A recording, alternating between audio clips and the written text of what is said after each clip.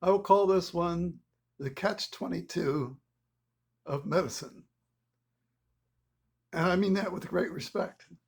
And this is brought out by Rupa Wong and her discussions with Dr. Achua, great ophthalmologist, and what their interests are and where they do not exist.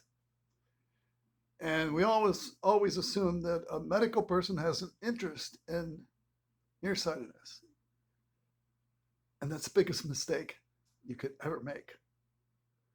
And I mean it this way.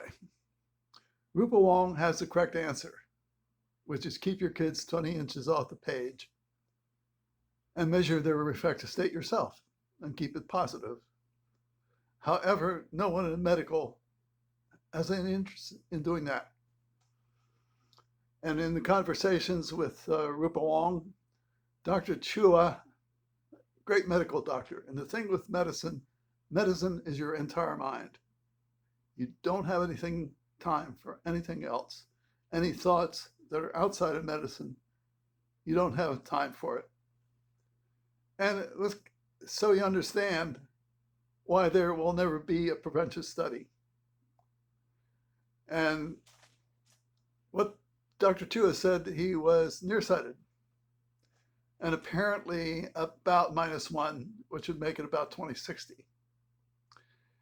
But Dr. Chua has a solution, the minus lens.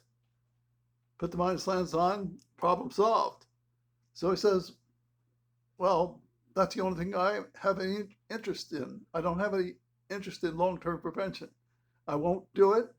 I won't fund research aimed at lifetime prevention versus nearsightedness. And lifetime prevention means you're dealing with an eye that has 20/20 or positive refractive state. This explains why you'll never get any study on prevention authorized by the National Eye Institute, because they're not interested. Dr. Chua has no interest, even in going from, let's say, 20/40 to 20/20, even if it were possible.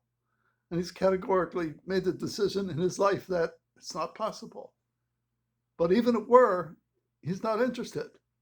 And you can't drag a person into a room who has no interest in prevention and expect him to learn anything at all, anything new. So that's the problem with the word nearsightedness. Why I always called negative refractive state of the completely normal eye, to avoid these arguments with Dr. Chua, who has no interest. Even if he could do it, he would not do it. He would not spend his time and effort trying to do anything.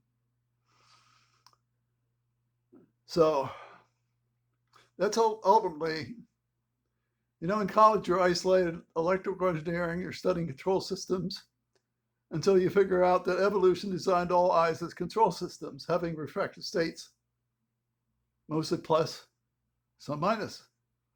And so you're doing analytical thinking about what you actually measure with a retinoscope, which is a refractive state, never an error. You don't measure errors with a retinoscope until an optometrist is involved. And then he calls every refractive state an error. In his mind, there is no normal eye because every eye is an error. The words are hyperopia and myopia. So you always have an error. Makes it convenient when you're measuring things with a retinoscope, because you can only measure a refractive state, nothing else. That's why I would have a person measure, so he knows what he actually does measure, not what he conjectures or thinks he's measuring. So let me add the following. I argue about a concept that is not attacking a man. People make that mistake. The argument is a concept, not an optometrist or what he's doing or what he had no choice to do. It was indeed Rafelson who started the study around 1934 as a matter of curiosity to find out what he could find out. And he realized that, quite frankly, the ignorance of the public is so total that it will always be impossible for an optometrist to help anyone, except perhaps his own child. So he's not going to put himself at risk to attempt to help anyone, and rightfully so. So I don't ask an optometrist to do anything for me. Well, I necessarily must measure myself, keep my refractive state measured as positive. This is total responsibility, rather than trying to push responsibility into an optometrist who has no interest and even no ability, because I must help myself. I know there's no point in trying to ask an optometrist to help me in some way or any way. So let's keep it respectful. An optometrist, the Catch-22 is even slight nearsighted, which he might have been able to get out of, and no interest. He's medical. His entire life is medical. There's no aspect of that where he has a serious interest in prevention. Only Rupa has that interest. So when it's your own child, and you can begin prevention when their refractive state is measured as positive, then you can have a successful child. And certainly children will object to being ordered to keep their eyes 20 inches off the page and play tennis. I mean, kids suffer, and that's the suffering they would go through to avoid or prevent. And I would include personally measuring the refractive state themselves if they're old enough and they have the interest. That's scientific interest, not medicine. So that was the real answer I got from Jacob Rafelson and medical people. They're not just, they don't want to do it. They don't want to talk about it. They don't want to understand it. They want you to get out of their room and go somewhere else. And so you do it. And that's what I do. But that's why I measure myself. There's no sense in asking a medical person to help me in any way, because they feel it's either pointless, it won't work, I'm not smart enough, I don't know how to make accurate measurements of my refractive state. But even if I did, I'd have to do it myself and never enter myopia ever again. So that's why I've been wearing a plus now for the past 12 years at least, and constantly verifying my refractive state is positive, meaning I read the 20/20 line and through a plus a half diopter lens. That is not hyperopia. It is not a refractive error.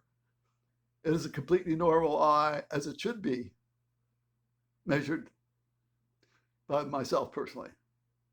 If you use a retinoscope, you'll never get anything like that out of the retinoscope, because you're calling every refractive state an error or defect, when certainly with positive refractions, hyperopia, that's not an error and it's not a defect.